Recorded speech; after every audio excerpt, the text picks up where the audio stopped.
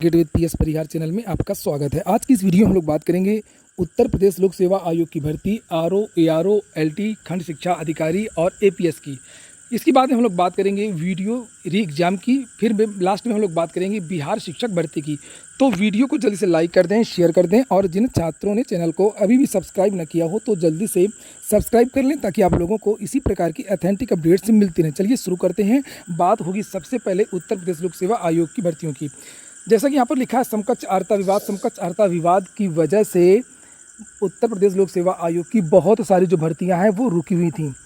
और हालांकि समकक्ष अर्हता का जो विवाद है वो ऊपर से यानी कि कमेटी ने अपनी रिपोर्ट बना करके पहले ही दे दी थी और उत्तर प्रदेश लोक सेवा आयोग का ये कहना था कि हमारे पास अभी तक जो पत्रावली है या कार्यवृत्ति है वो हमारे पास नहीं आया है। इसके लिए विद्यार्थियों ने कई बार धरना प्रदर्शन भी किया था, लेकिन ताज़ा जानकारी ये मिली है कि उत्तर प्रदेश लोक सेवा आयोग में अब आरओ, एआरओ विज्ञापन को लेकर के काम शुरू हो गया है और एलटी ग्रेड शिक्षक भर्ती को लेकर के भी काम शुरू हो गया। इन दो भर्तियों के बारे में जानकारी मिली है, अभी एपीएस के बारे में जानकारी नहीं मिली है।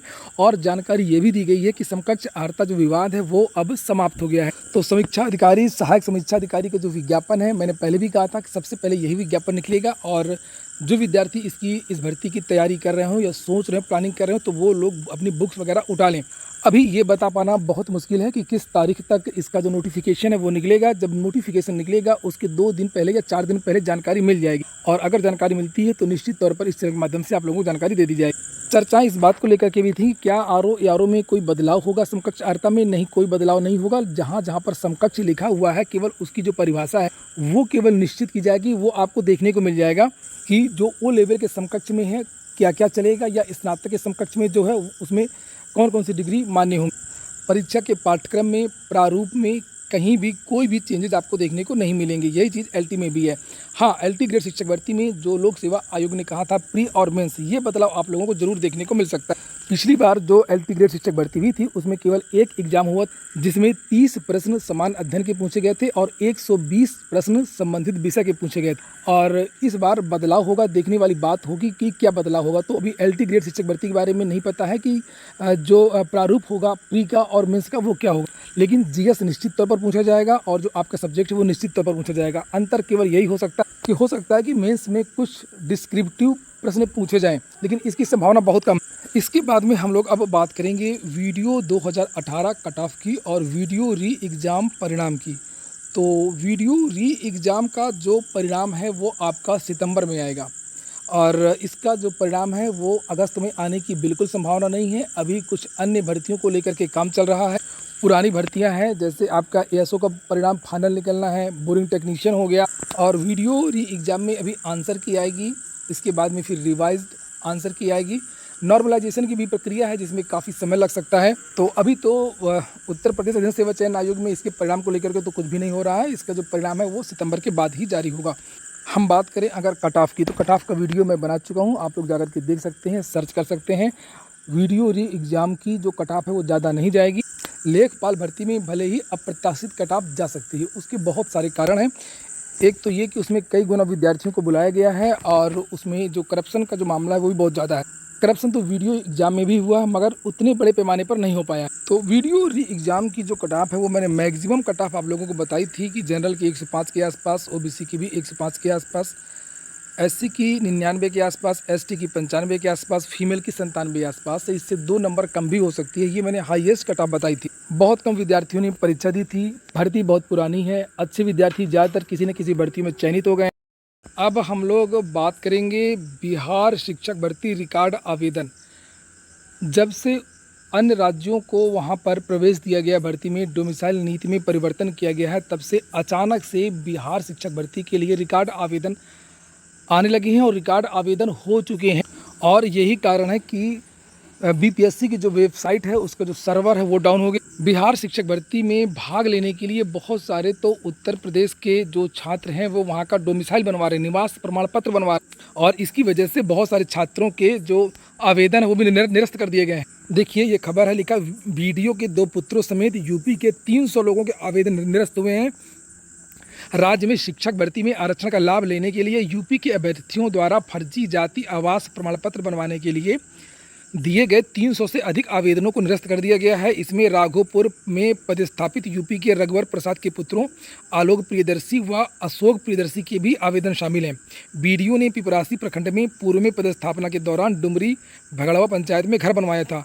वहाँ पर जो विद्यार्थी हैं, जो आसपास के गांव हैं, जो उत्तर प्रदेश से जो जुड़े हुए गांव हैं, वहाँ पर छोटी छोटी ज़मीनें भी खरीद रहे हैं।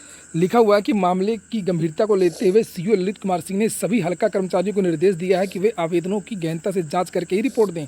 यूपी के लोग मिलने पर उनके आवेदनों को तुरंत निरस्त कर दें। सीओ ने बन चुके प्रमाण पत्रों को भी निरस्त करने का आदेश दिया। जो भी वहाँ पर निवास प्रमाण पत्र बनवा रहे हैं उनकी बात हो रही है। वहीं पर जो सोशल मीडिया है और इलेक्ट्रॉनिक मीडिया है, उसके माध्यम से जानकारी ये दी जा रही है कि बिहार शिक्षक भर्ती में अब तक 5 लाख छात्रों ने रजिस्ट्रेशन करवा लिया है। 12 जुलाई इसकी लास्ट डेट है और अभी आवेदनों की संख्या और हो सकती है। 6.5 लाख से ज़्यादा विद्यार्थी इस भर्ती में शामिल हो सकते हैं। सबसे ज़्यादा जो कंपटीशन है, सबसे ज़्यादा जो प्रतिस्पर्धा है वो प्राथमिक शिक्षक भर्ती में ही, चूँकि प्राथमिक शिक्षक भर्ती में ही दूसरे राज्यों के छात्र आवेदन कर रहे हैं। और जो माध्यमिक की भर्ती है, उच्च माध्यमिक की भर्ती है, उसमें दूसरे राज्यों के छात्र आवेदन नहीं कर पा रहे हैं क्योंकि उसमें एस्टेट मांगा गया है। क्योंकि बहुत सारे छात्रों का OTP नहीं आ रहा है, सर्वर डाउन है, फॉर्म भरने में समस्या हो रही है, इसलिए विद्यार्थी ये भी मांग कर रहे हैं कि बिहार शिक्षक भर्ती में आवेदन की जो लास्ट डेट है उसको बढ़ाया जाए। और हो सकता है कि आवेदन की जो लास्ट डेट है उसमें वृद्धि भी आपको देखने को मिले। 1 या 2 दिन में इसका नोटिस भी जारी हो सकता है। लेकिन आप लोग प्रयास करते रहें, रात में आवेदन आप लोग कर सकते हैं। रात में वेबसाइट ठीक चलती है अगर आप लोग 2 बजे के बाद आवेदन करते हैं। बहुत सारे छात्रों ने देर रात को आवेदन किया तो उनका जो फॉर्म वो भर गया।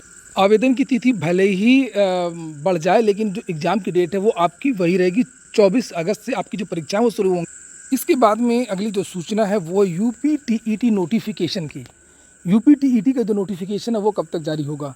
तो UPTET का जो नोटिफिकेशन है वो नए शिक्षा सेवा चयन आयोग का पहला विज्ञापन UPTET का ही होगा, जो कि नवंबर के महीने में UPTET का नोटिफिकेशन जारी हो सकता है। और नए शिक्षा सेवा चयन आयोग की जो पहली परीक्षा है वो असिस्टेंट प्रोफेसर भर्ती की हो सकती है। उसके तुरंत बाद आपकी TGT PGT की, उसके ज़्यादा अंतर नहीं रहेगा, लेकिन पहले असिस्टेंट प्रोफेसर और उसके बाद में आपका जो है TGT और PGT की परीक्षा हो सकती है। और इसी महीने के लास्ट में आपका जो नया आयोग है वो अस्तित्व में आ सकता है। तो ठीक है दोस्तों, फिलहाल ये हो गया आपका आज का वीडियो आपको अच्छा लगा हो, आपके काम का हो तो लाइक अवश्य कर दिया करें।